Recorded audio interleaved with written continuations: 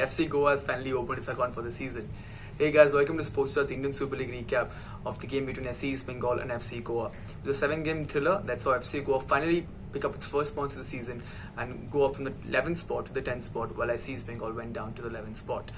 Now it was a game that saw plenty of goals, some shoddy goalkeeping, and expose all the defensive frailties of both sides and how they just cannot defend set pieces. Now FC Goa took the lead in the 14th minute through Alberto Nogueira,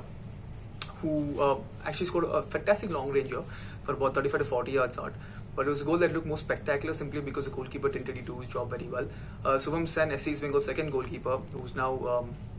between the sticks due to Arindam Bhattacharya's injury, wasn't in the right position, didn't really dive to stop Nogueira's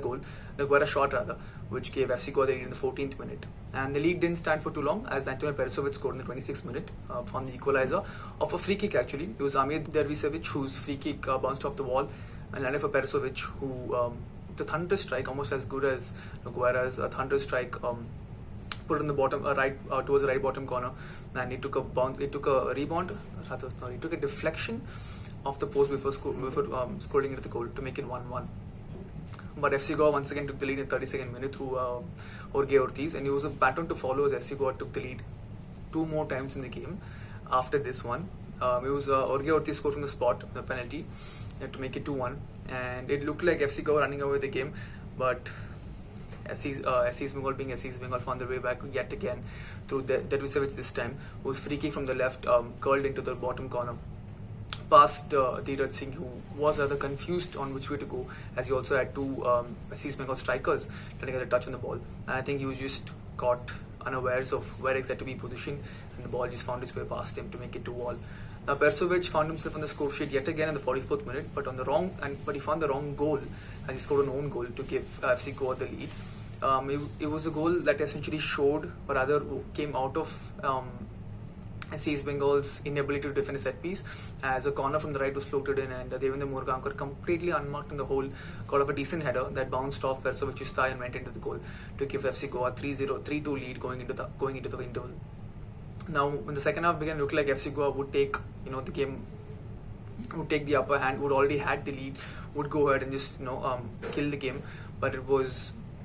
SC East Bengal who once again, for the third time, found the equalizer, and this time it was Perisovic who made amends for his previous mistake, as he capitalized on a poor back pass from Glenn Martins, beat a defender or two,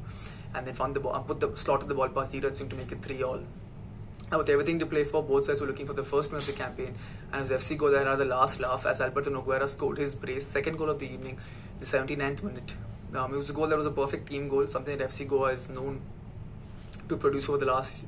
season of the ISL, as Jorge Ortiz made a stunning run on the right and played a really inch perfect cross down the centre, and Nangdomba, who had come on just a few minutes ago, sold his dummy perfectly, and the ball fell for Nogueira, who slotted it past the keeper to make it 4-3 and ensure his side took home its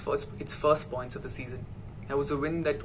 meant a lot for FC Goa, who were at the bottom of the table and had got on after one of the worst starts of the season ever,